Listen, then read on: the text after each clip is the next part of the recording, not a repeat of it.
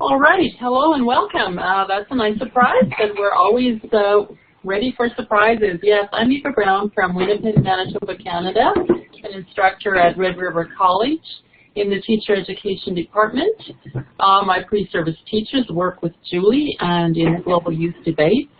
They are lead teachers in the project. And it's been an honor to know Julie for the last, I don't know, 6-7 years or so. And having worked with Julie on many projects has been exciting.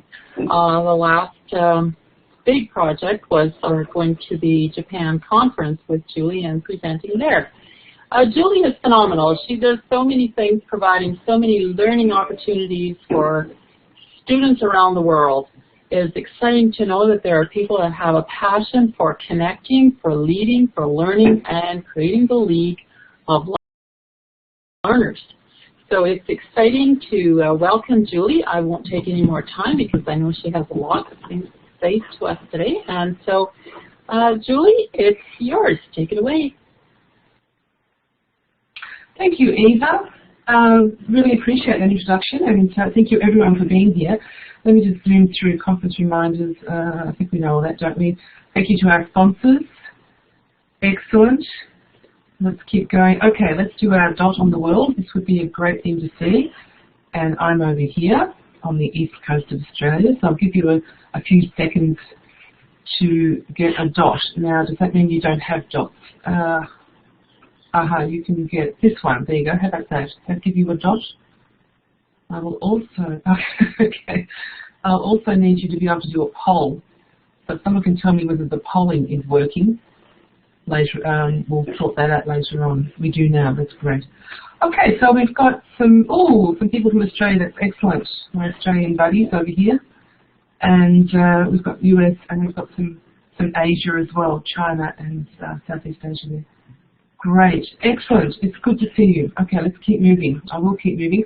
Okay, so this is me, and a little bit of information there about me. I've currently just started my doctorate at the University of Southern Queensland, which is, I think it's going to be a 4-year headache, but I love it to bits.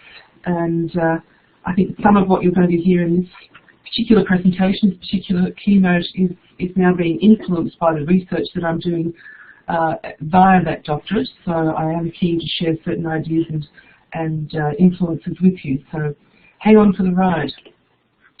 This is my journey, my global journey, and the star at the bottom of the screen there is where I came from, Melbourne in Victoria. And my husband and I left Australia at the end of '97, and we went to Zambia to teach for 2.5 years. Then we moved to the Middle East. We went to Kuwait, and echoes, but I can hear. Oops, not sure if it's okay. Anyway, I'll keep going. Then we went to Bangladesh for 4 years, and back to the Middle East in Qatar, and then we ended our 15 years of international work in Beijing, China. And I'm now based in a lovely place called Ocean Shores, northern New South Wales, near the beach. And it's been a great journey the last 20 years or so, being able to do this travel and teaching. Just a few images there. My daughter, of course, she was 3 when we left Australia. That's her in the top right-hand corner when we were in Africa. And she graduated in Beijing when she was 18. So she is a real, what we call, third culture kid. But it's been very enjoyable working across those different countries. And I think it's been quite an interesting relocation for us. Repatriation back to Australia, and listening to Kim Capino's keynote yesterday, I was getting extremely homesick for not being home, put it that way. So, anyway, let's keep going here. Let's do a quick poll. I think there's 2 polls here. Let's take the first one. So how many of you in this room, and I'm delighted to see there are 29 of us, how many of you lived outside of your home country? So if you can grab the tick at the top if you have, or the red cross if you haven't. I'll just give you a few seconds, and then I'll publish the poll. So if you have or haven't lived outside of your home country. Any more responses? Okay. let's see. And it's okay if you haven't quite found the poll. It's above our names there, the polling tool. Okay, there's the response at the moment. So we've got, say, 4 out of 28 have, 12 haven't, and a few people didn't quite find the polling tool, which is okay. Let's try another one. Let me clear that. So here's another poll. How many of you have worked in a different culture then? So those of you perhaps who have lived outside, how many have worked? And once again, please select the red cross if you haven't worked in a different culture.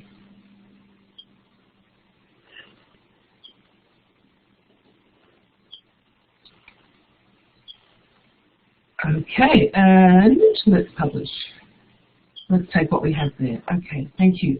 And that's 5. So 5, and we had a few more join the poll that time. Okay, so certainly, and I appreciate you participating in that poll. Certainly it's people who have had the opportunity in this room to work and live outside of their home country in the minority. And certainly if you do get that chance, it's a great opportunity to reach out and be part of a different community and a different culture. Thank you. All right, so what I'm going to talk about today is some ideas on how to go global. And I've segmented it into 3 parts: lead, learn, and lead. And before we get to this main presentation, this is actually a picture from the Flat Classroom conference we ran in Japan last March. And the image was actually, this is a boy, one of our tech team, who is video streaming the student collaborative teams to the world. And this is what we do as part of this sort of flattened learning mode. We involve the virtual community, and we use technology tools to make it so that we can actually go global in a conference format. So I just want to go through some understandings before I launch into the main presentation. I think, and I call these sort of enduring understandings. And I think the first one is that to understand that we must and we will take learning global. I'm going to provide some ideas and strategies, but the understanding here is that it's really imperative and in fact inevitable that learning does transform to become less localized, less insular, more connected, collaborative, and in fact this term global. And of course this doesn't mean that you lose your local identity. And in the words of Tom Friedman, of course, this globalization, the more you have a culture that naturally globalizes, that is, the more your own culture easily absorbs foreign ideas and best practices and melds those with its own traditions, the greater advantage you will have in a flat world. So I sort of keep that in mind as I'm moving through the things that I do every day and as I share these thoughts with you. Another understanding I'd like us to have as we go through this presentation is that information is not knowledge. And we are in the world of info-whelm. We're madly every day trying to curate, share, produce, bookmark, blog, tweet. We've got information at our fingertips, global facts and figures. And in fact, it took me about 5 to 10 seconds to find this map of the world's tweet networks, which is interesting. You can see the big green thing at the right top-hand side. That's China. There's not a lot of tweeting going on there. Africa's a bit slim as well. The world in 1945. I just Googled world and infographics, and up came these wonderful images. But the point is, we've got this information, but what will we do with it? And when will it become knowledge? And the infographics that I've found, are they culturally sensitive? Are they socially sensitive? Are they politically sensitive in any way? Are they accurate, in fact? Are they biased? Can you share them globally without offence or concern? And even deeper, are there better infographics out there? Even deeper, can you or your students create something better, more up to date? Can you or your students co-create with others somewhere else in the world a better infographic? So think about that, and think about what you're going to do with the information from this conference, from this presentation, but more broadly, of course, from this conference. And how will you use it to gain better knowledge about the world? How will you share this to help others understand the world a little better as well? So information, we need to turn this into knowledge. So the question is, why go global? And my main emphasis is that I believe we should be learning about the world with the world. And we can rattle off a whole lot of phrases like cultural understanding, develop skills for employment, break through stereotypes, etc. But basically, learning about the world with the world to essentially make the world a better place. And I think those of us in the room who have had essential global experiences with our students, with our colleagues, have a more innate understanding, and that's what we want for everybody. We want everybody to have this understanding that going global is a positive thing. So the question is, how do we go global? And I think this is important. You know, going global is a mindset rather than a plane ticket. And we all love getting on planes, and we all love going places, but it's about being curious enough to want to know about the world, to want to know the real story, and adventurous enough to go out and find it yourself, either personally or virtually. And you can connect and collaborate with the world by not travelling. You don't think that you have to get in a plane, and don't think that you're necessarily disadvantaged by not travelling. Conferences like this open the world to everybody, and technology makes this possible, of course. So we want to join our worlds together. We want to use technology to make new relationships possible and new connections. And you know, we can join together in public ways, in private ways, to support learning. We need better systems, we need better training, understanding, but the possibilities are infinite. And becoming more infinite, if that's a correct phrase. And as technology continues to improve, we can become more connected and more collaborative. Just wanted to, and this is just the introduction, I haven't even actually got to the main part of my presentation yet, I better hurry up actually. Just a word about experiences I've had with the WISE conference. You know, this global education conference online is amazing, and I would recommend that you have a look at this one, wise-qatar.org, in terms of a face-to-face conference, but with lots of online resources for you to have a look at. It's truly the most global face-to-face conference I've ever been to. So I see it as a great partner to this one, the one that we're in now, in terms of people everywhere around the world sharing their experiences. So I'll be referring to that from time to time during this talk as well. Like now, for example, the opening speech from the WISE conference 3 weeks ago, I was in Qatar, Irina Bokova, the Director General from UNESCO. She told us that half the world's population are under 25. 57 million children are out of school today. She told us that the most important thing we should think about is quality and equity. We need to be inclusive, holistic, flexible, and we need to consider lifelong learning. So, you know, once again, what do we do with this information? I mean, we can come up with these statements, and I'll probably have a few in the next 45 minutes that I say to you. It's what you do with it that's important, how it shapes your curriculum, how it shapes your travel opportunities, how it shapes what you purchase to eat and where. And these are all considerations as global citizens that we need to make every day. Thank you. Thanks, Carly, for doing that. So, perhaps another understanding, there needs to be changes in the learning paradigm to break out of 20th century linear modes that are not conducive to solving the problems of the world. And you're going to go, yes, hands in the air, and we're not going to say the B word, the but word, we're going to say the and word. And that's where we launch into, okay, and 3 things that we need to consider to change the learning paradigm and to effect positive social change to improve learning across the world. We need to focus on how to lead, how to learn, how to lead. That means leadership, learning, and creating leagues of communities. So let's start with the first one, lead. So what are we leading for? You know, we're leading in this interconnected, independent, networked economy of today. You know, we really need less control, increased collaboration, resulting in more effective leadership. Leaders in education should be considering what the shared vision is. And connected learning, as well as clear articulation of a school-wide pedagogy, should be high on this list in terms of leadership vision.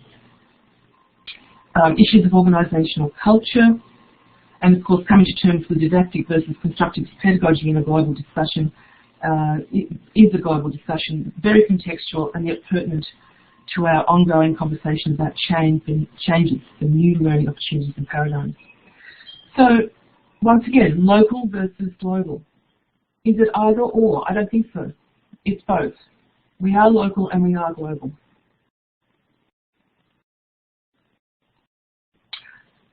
and I'll keep going. So I'm just having a quick look at the chat. If anything pertinent comes in there, I'll come back to it. So I quite like this picture. One measure of leadership is the caliber of people who you choose to follow. Oh, sorry, who choose to follow you. So leadership for a global future, what does this look like? Who do we follow? Who's got the words, and what are the words to follow? So we need to be able to implement this vision. You know, as leaders develop this vision, and I'm coming to who the leaders actually are. You know, we need to think of these things. How do we allow students and teachers to find their own voice and take charge of their own learning? How do we promote a culture of sharing and collaboration? How do we have the courage to do this? Good point, Michael. I follow people that lead by example and have vision for a better future. Good point, thank you. Do we consider change as a normal process? And are we seduced by the mission of technology? And these are all questions that should be part of conversations in staff rooms and in conferences, wherever you are at the moment. Who makes the decisions about the learning? And how often do we ask the students? Do we trust the students? Do we trust our leaders? I mean, this is, you know, we've all worked in different places, we've all had different experiences. I was an IT director for many, many years, and I worked in IT departments where I had constant struggles with this lockdown mentality, which is luckily dissolving now. I think cloud computing has, and personal mobile device practice is starting to dissolve that real sort of lockdown mentality. But you know, who does make the decisions about the learning, and how do we free this up? So I'm looking at a new paradigm for educational leadership, and the fact that, you know, online learning is becoming more prevalent at all levels of learning, and it's leveling the playing field to advantage learners right across the board. So leadership, you know, if you're a leader in the school, and really everyone is a leader in some way, you need to look at revitalisation in the digital world, and the fact that teachers, not necessarily administrators, do provide new forms of leadership. And I want to come to these words, teacherpreneur or outlier. These are two words that are quite important. So the question is, what is this word teacherpreneur in terms of leadership?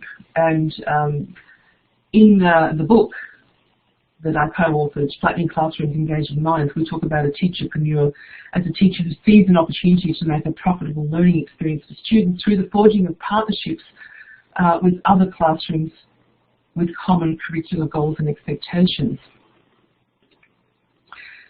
So that's the definition, then what do teacherpreneurs do?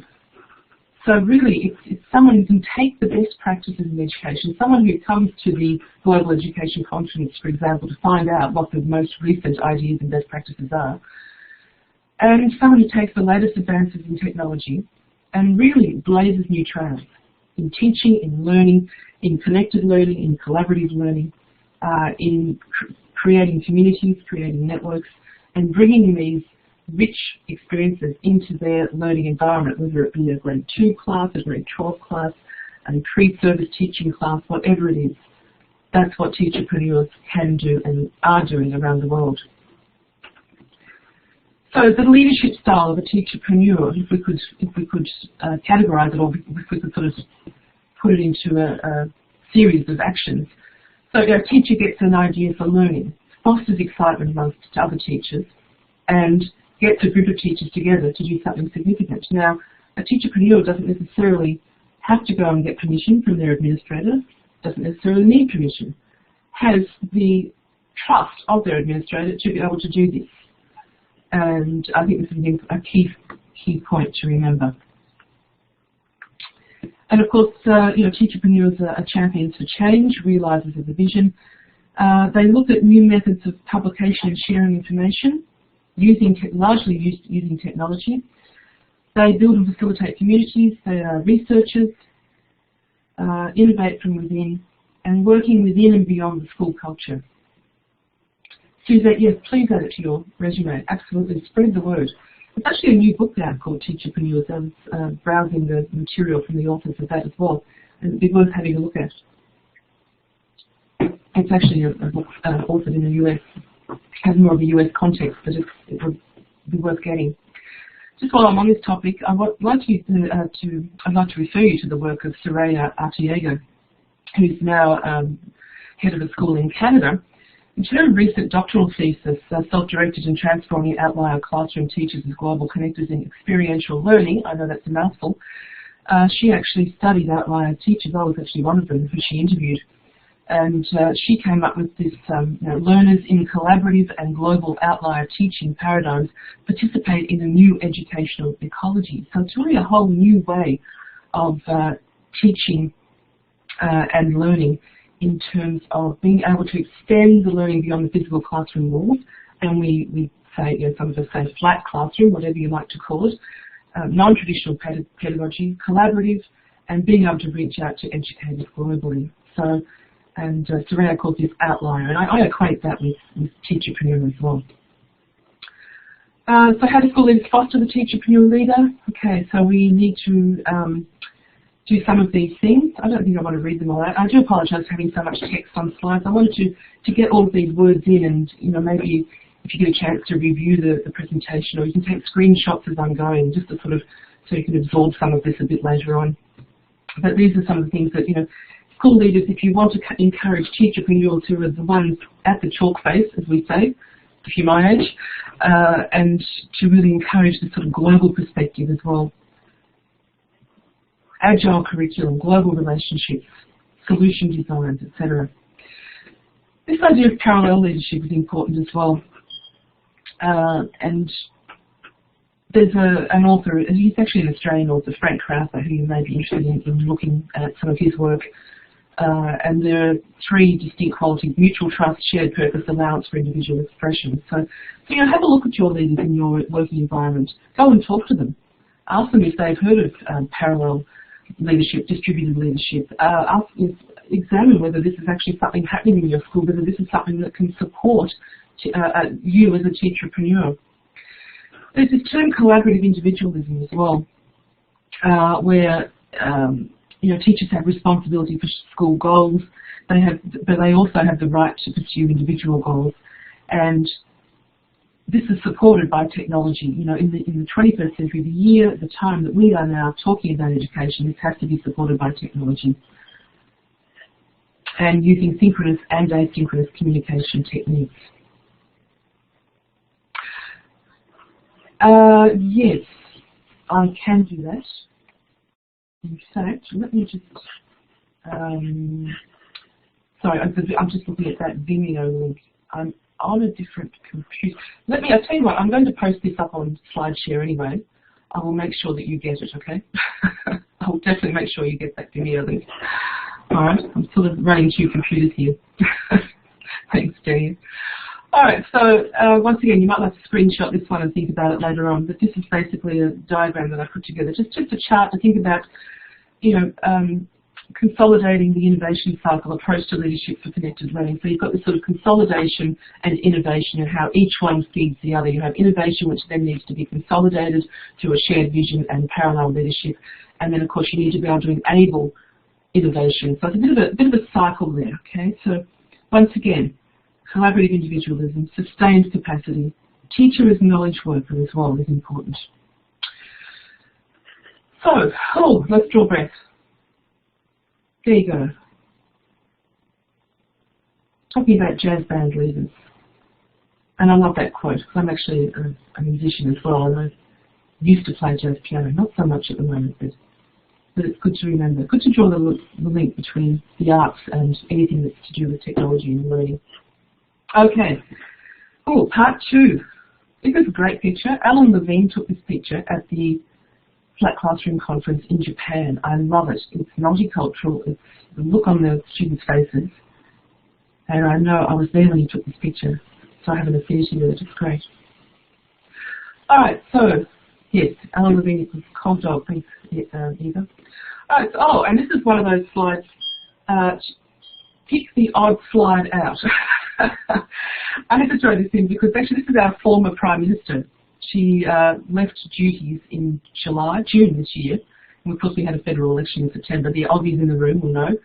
And Julia was at the WISE conference 3 weeks ago, and we met, and I took a selfie, and I was really pleased to meet her. And anyway, she actually spoke, and she talked about quality and equity going together, and talked about, is school about learning? Are we getting students ready for learning? She was the education minister as well before she was Prime Minister. And she's, putting the question out there, is it time for the learning process to change? And of course, this is what we're all doing, and it's coming up with the solutions that's the challenge, isn't it? All right, so let's think about this. If we're talking about learning, we're talking about global learning, we have to be talking about holistic, and we have to be talking about what we call flat learning. And flat learning is collaborative and it's connected. And all of these other little bubbles are just subsets of that, or items. So a lot of people talk about the flipped classroom as though it's the main thing. Of course, I think we all know that flipped classroom is not the main thing. It's part of what we do as a collaborative, connected and flat learner, and which is actually part of what we do as blended learning, because flipped is really just a part of blended learning and connects with it that way. Interconnected is something we should be thinking about. Oops, someone's just taken my slide away. Someone clicked on sharing. I don't know who that was. That's right, we're right. Culture of sharing, project and challenge-based, etc. We need to be thinking about global project design. Leadership, of course, I've just spoken about, pedagogy, and of course, Web 2.0. So many things these days are scaffolded on Web 2.0. So when we talk about global learning, these are the words you can grab. When people say, what is this global learning? What does that mean? How do you do it? Grab these terms and concepts and then start to work out how you, yourself, as an educator, will explain them and how you are involved with them.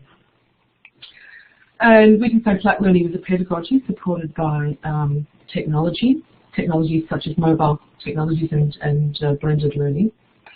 What about some new terms, though? Pedagogy, I know I tend to overuse it.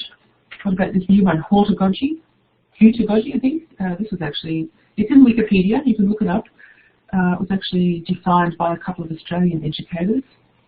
And then pedagogy is one I've been, there's a pedagogy network, pedagogy.org. I've been following these people for a while and interacting with them a little bit.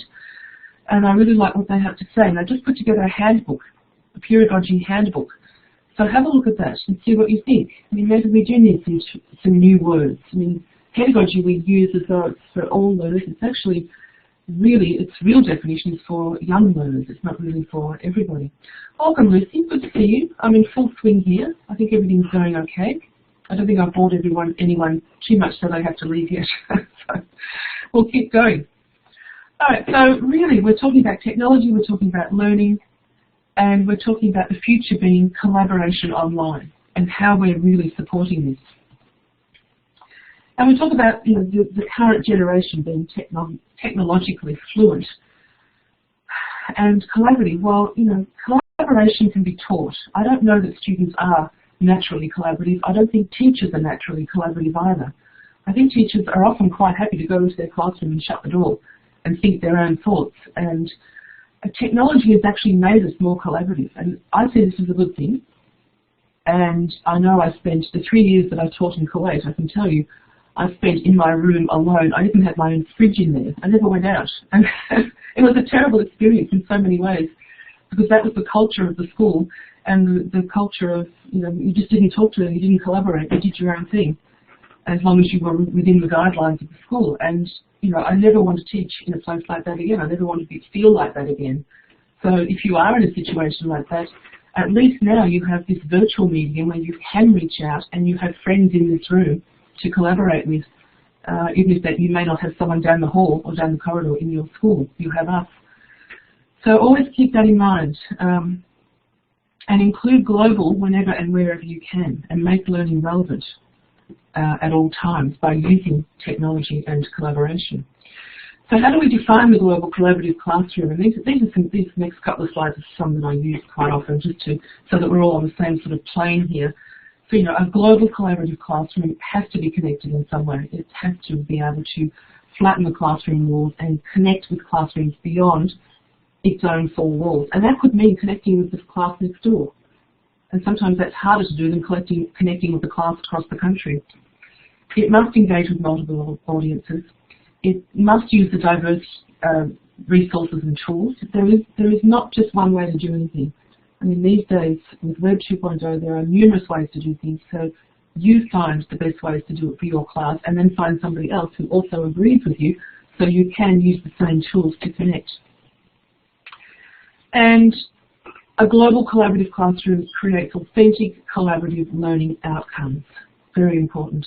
And of course, it's linked with standards. Everything I'm talking about links really with standards. So what are the challenges of a global collaborative classroom? I mean, already at this conference in the 24, 48 hours, I've heard conversations and speakers talking about why more teachers are not embedding global collaboration into their curriculum. I know that lack of technology access is sometimes the reason, but not usually. Teachers must have realistic expectations of what global collaboration is, and in fact it's hard work. Many of us know that. It's easier to have the occasional Skype call and bring the wow factor into the classroom than it is to actually get roll your sleeves up and design something that can be embedded into the curriculum. But we do need to go beyond the wow.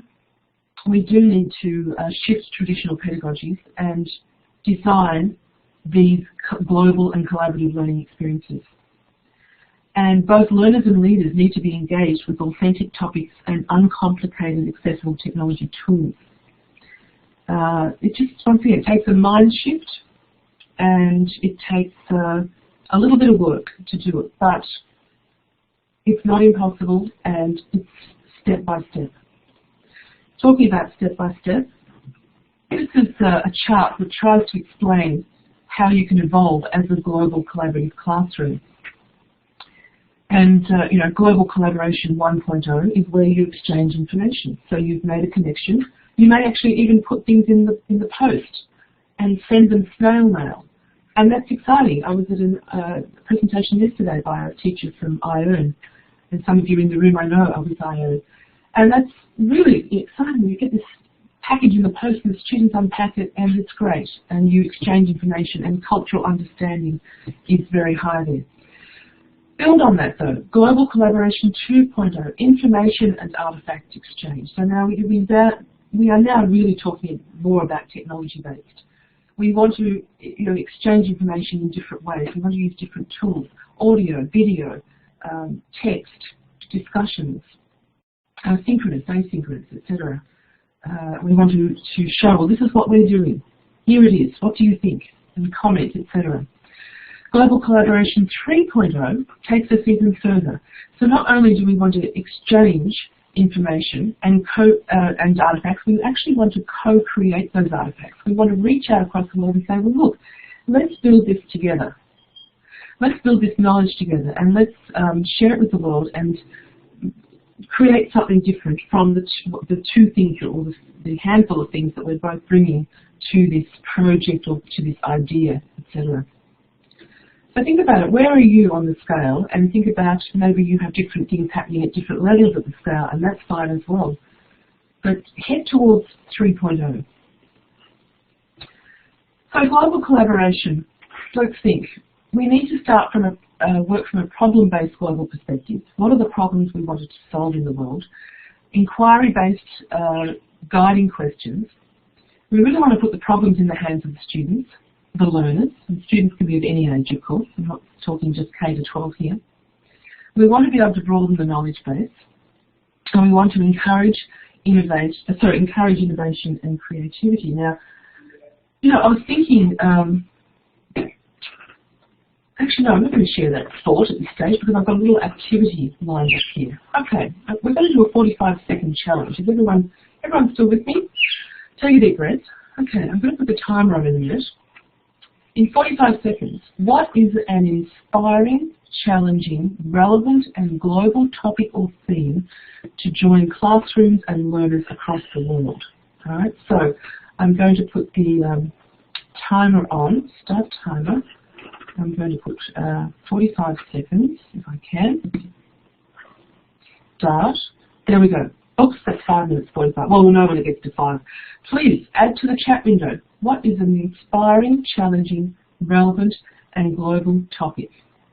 I welcome your chat comments now. I'm going to add mine too.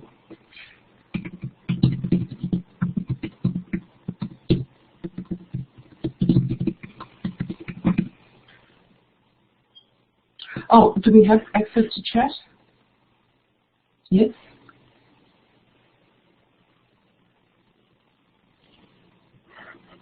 Oh, okay, yes. Thank you. Sorry, I hadn't scrolled down earlier.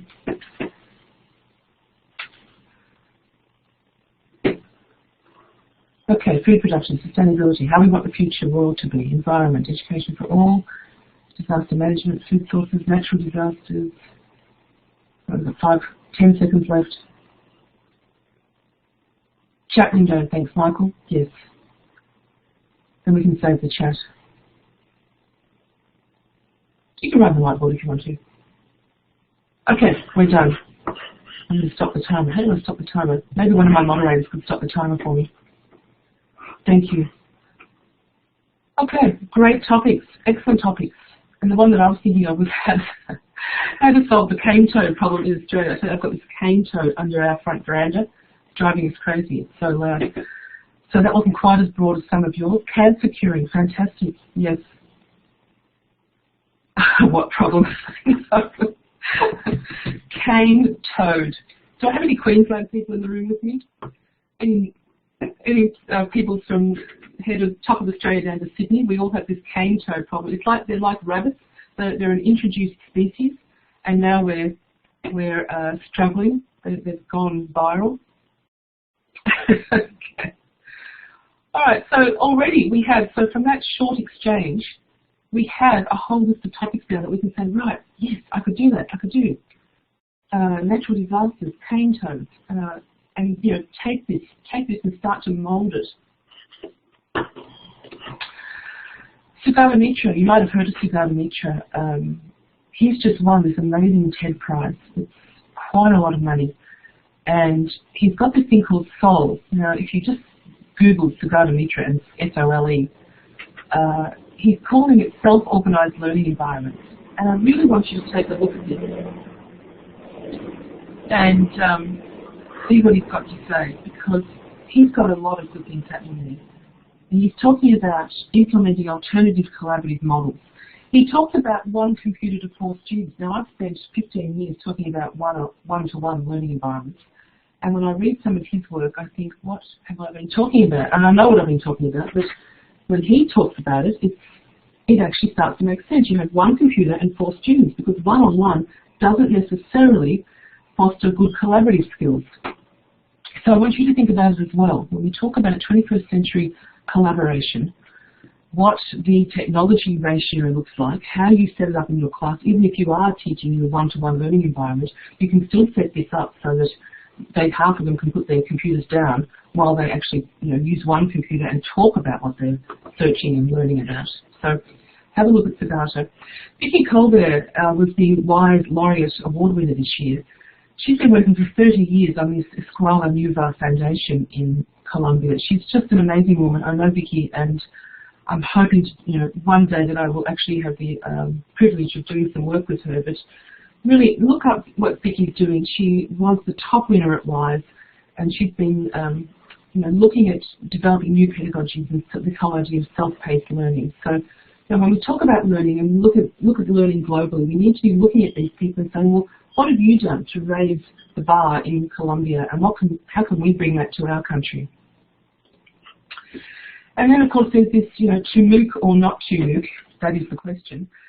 George Siemens was at WISE, and I got to meet George. I was thrilled to meet George this year. And he was talking about, he was on a panel, the recording is up on the WISE website for you to have a listen to, George and the other people on the panel. And this is not just a higher ed discussion. I think the whole idea of MOOCs for K-12, perhaps middle school, high school, not necessarily K-6, but we need to move from a content view of learning to an interact creation view of learning. What can we create and co-create with others? Okay, so it's not always just about delivering content. Thank you for people who are putting links. Thanks, Eva and Lula, for putting links into the chat. I appreciate that. So MOOC should be a discussion topic as well. We're talking about global learning, collaborative learning. What is this MOOC? How does it work? Is it something you can get involved with? Is it something you can design and implement? What's the next evolution to a MOOC as well? And the impact of technology is important to think about. mobile ubiquitous networking technologies allow, this is a grade 4 student from Nepal. This was a student in one of our projects last year, a Week in the Life project. And this little boy is talking to the world, presenting his learning to the world through technology. So the impact of technology cannot be underestimated at all. And it allows us to do such amazing things. And we just need to mould it and make it work for us. So, it provides immediacy, it connects hearts and lives, and fosters great excitement and interaction. And that's part of the learning that we have now. Okay, so part 3, I'm going to talk about league, this whole idea of a league. And so we had lead, learn, and now league. Perhaps I should say what a league is. A league refers really to a community or a group, a partnership. It's more than a one-off gathering. It's an understanding that people, teachers and students, or the wider community, will work together over a period of time. A league is a commitment. The way I'm using the word, and this may not be a word that's normally used in this context, perhaps, but I find it relevant to what I'm trying to share with you. So it's working together, it's developing something together, and commitment is also a big word, a big concept here for this.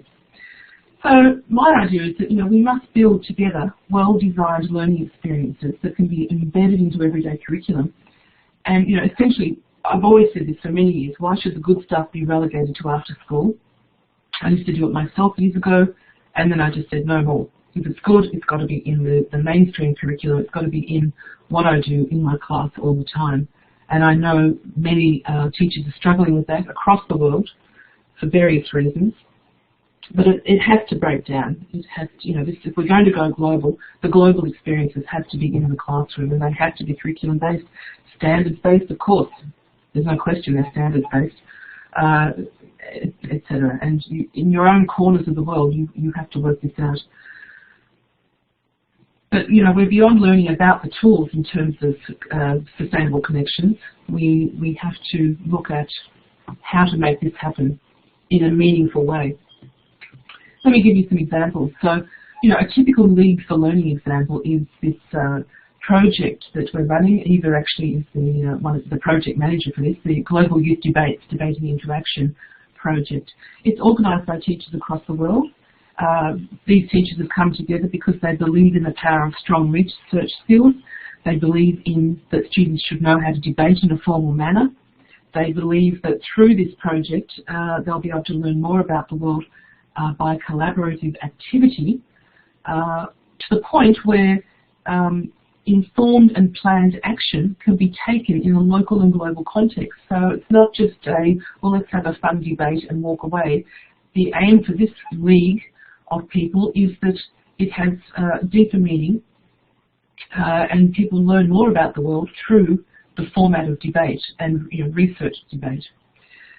So, we actually had a wonderful teacher reflection meeting earlier today where we had teachers from Canada, Austria, Australia, USA.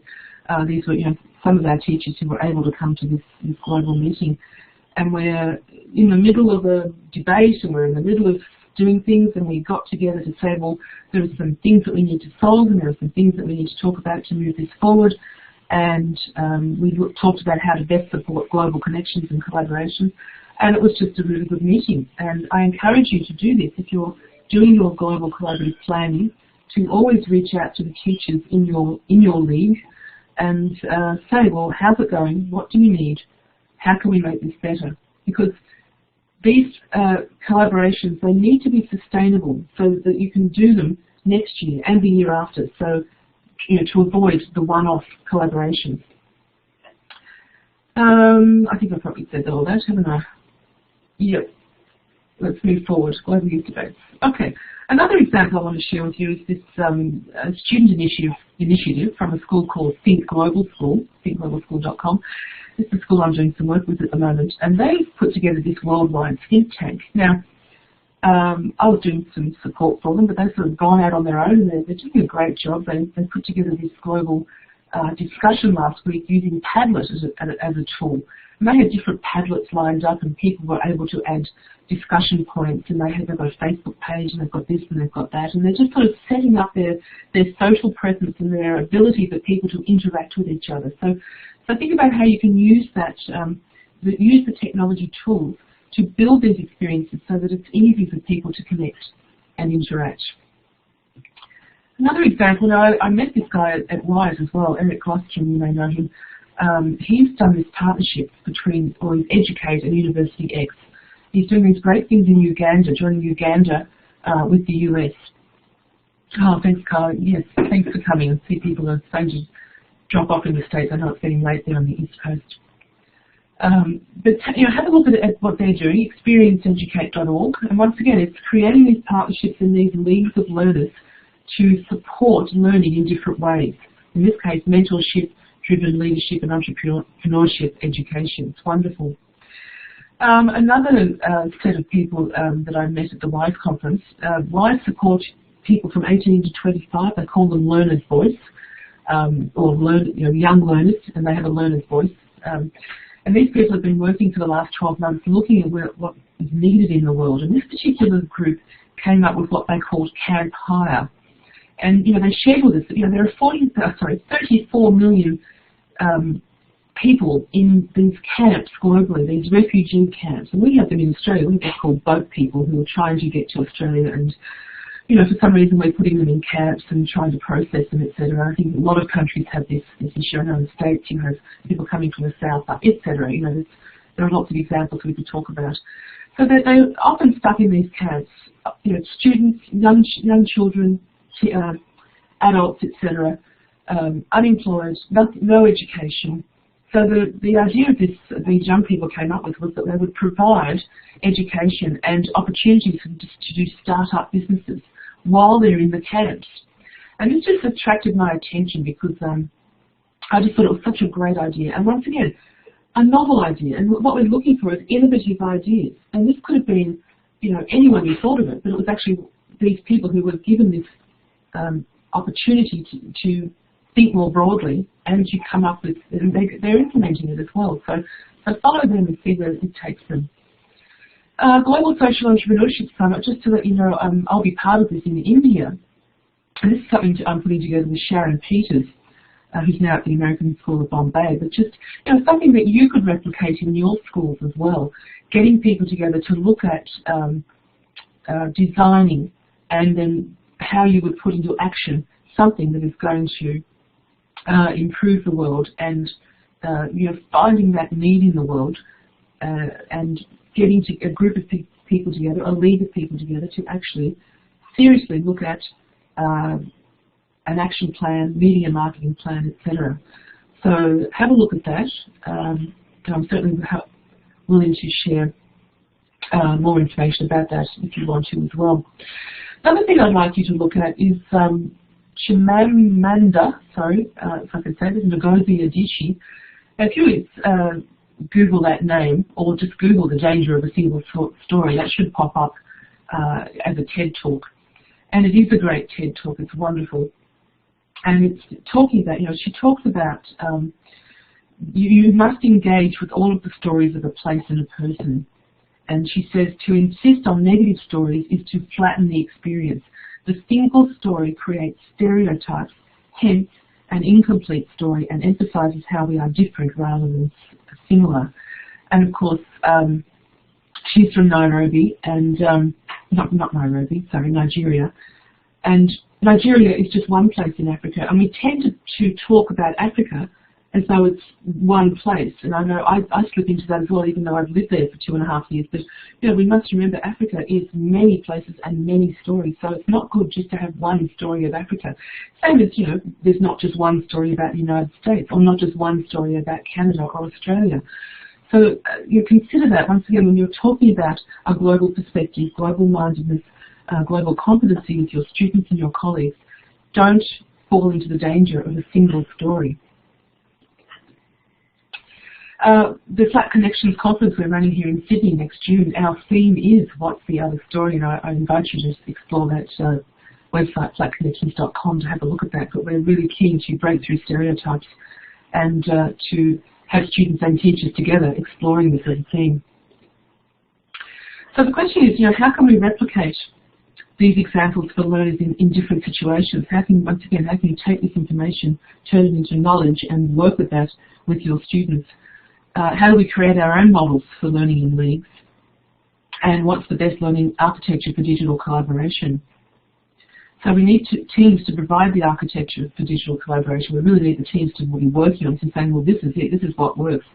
We're talking about the extended community, not just teachers and students, but, get the politicians, get the parents, get the private sector involved as well. Join them in with your community and create a bigger league of learners for a bigger purpose. Oh, that's a bright slide. I've got a lot of black slides today. This whole idea of blended learning, we're really blending the local with the global, the collaborative with the connected. And, we're taking the learning beyond the traditional classroom. So, flatten your classroom walls, stomp on them, race out and discover the world, learn with the world, learn with and from the world, not just about the world, and find your passion and find your students' passions as well. A cycle for global learning, and this is really a design cycle with, and you'll find similar design cycles everywhere, but really, for global learning you need to do some research, you need to envision, pitch, design, plan, implement, evaluate, and then go through the whole cycle again. So if you're going to do a global project this year, next year you will evaluate it, do more research, more envisioning, etc. And yes, it's a system life cycle, but I think sometimes we forget. It's good to be reminded to keep going around, the circle. Okay, I know this is a terrible slide, but I wanted to share this with you. So, what if every school in the Western world personally partnered with a school in the Third World? What if that school actually helped raise some funds that went to that school? And what if both teachers, or teachers from both schools, learned how to effectively design and implement and facilitate collaborative learning? And what if teachers and students connected through online technologies on a weekly, if not daily basis? What if you have that connection with another school in a different socio-economic area? I'm thinking particularly here. And what if together they not only achieved better cultural understanding and empathy and global awareness, but actually created something together that impacted the world in a positive way? What if a classroom in Australia collaborating with a school in Zambia, for example, solved the Australian cane toad problem? That would be amazing. And, I think this is possible. We just need to make it happen. So, 60-second challenge. I know we're running out of time. I would like you to write your own what-if statements into the window. Start now. I'm going to put the timer on. What if? Go crazy with the what if, okay? What if? And let's see if we can make some links here.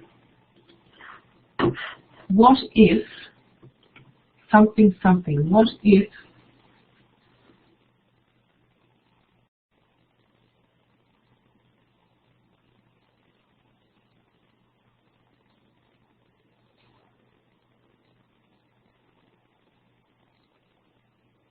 okay, 40 seconds. I can see people madly writing. Nothing's come up yet. Mine just got scrolled down. Here we go. What if we raised money to support kids who went to school? We can't go to school in the third world countries. What if we had all the money in the world to make a face-to-face version of this conference? Yes. What if you could understand and respect each other? What if we change the education system here? What if the internet was free? Yes. What if we could get national and state governments to recognise the importance of global citizen ed and mandate it? What if all teachers infuse global education? What if all teachers can go global? What if all students go global? Okay, reach out to someone. The time is put your contact details in, or reach out and say, like, Suzanne, I really loved your ideas. Share me your contact details. What if we could share and cook each other's recipes? Wow, thanks, Mark. That's a different one. Okay, I'm going to leave you with that. I want you to come back to Global Education Conference next year and share some things that you've done with someone else in this room through those what-if statements, or at least conversations that you've had maybe. Okay, I'm getting towards the end. I know there's 5 minutes left. I'm going to keep zooming ahead. Thank you so much for sharing those. I love them. What if the whole world was rich and happy? Oh, thanks, Lucy. That's lovely. Okay, lead, learn, league. Okay, I want you to remember. Lead. Insist on new leadership models. Distributed, collaborative individualism, teacherpreneurs, whatever you want to call it. They're big words, I know. difficult to get your head around, but insist that your school, your learning environment, come up with a better model. It's the one that you've got now isn't allowing you to do what you need to do. Learn. Focus on connected and collaborative learning and pedagogical reform. Flat, connected learning modes must rise to the surface. Thanks, Michael. That's great. League. Find, start and participate in leagues with authentic partnerships to bring global learning to you and your students. Okay? There's lots out there. You have to find it. This is a good start. Being in this session is a great start. Okay, do you feel like this boy? Arms up. Yes. Someone told me recently they felt like the boy in the front. He was a bit confused, so maybe you feel like that as well. I love this picture. Thank you, Alan Levine, for your wonderful photography at our conference. So, we're nearly at the end. 3 more slides. Last bit. I love this verse. So feel encouraged, everyone. Feel important. Every step towards global understanding through connection and collaboration is significant. Your students, your colleagues, and your community will thank you. And just a couple of slides about where you can find me. Flat Connections is the main portal. At Flat Connections is the new Twitter handle. So please reach out and have a look at the free teacher network, flatconnections.net. Please come and join us. It's not a big network at this stage, but it's dedicated, and we have a lot of global educators on that teacher network, flatconnections.net. And that's me, and I'm very honoured and privileged to have been part of this conference once again in this capacity. I'm very privileged to live where I live, which is right next door to this amazing beach, and to be able to do the things that I do and to connect with the wonderful people who are in this room and beyond this room. So thank you very much, everyone, for being part of here and part of this talk and for being at the Global Education Conference. Thank you so much. Any questions or anything? I know I have talked a lot, but I really appreciate you being here. All right. Thank you, Julie. Wow, that was a lot of stuff for us to discuss, and the back channel was very busy, so thank you everyone for participating. You provided us a wealth of experience. You have a wealth of experience, a passion to provide learning opportunities for everyone, everywhere. You've shown us how to lead, to learn, to form our league. There are many opportunities, but we, the educators, must look for them and provide them to our students. Global learning can be big or small, but please, everyone, provide opportunities for your students. So thanks again, Julie. It's been awesome. And everyone, remember, if you want to save the whiteboard in the chat, just go to File, Save As, and you can save that. And we look forward to seeing you in the next session.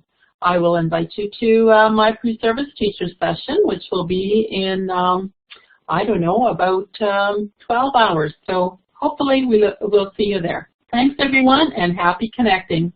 Bye-bye. Thanks so much, Eva. Thanks, Lucy. Thanks, everyone, for being here. Have a great conference, and I'll see you online. Okay? Bye for now.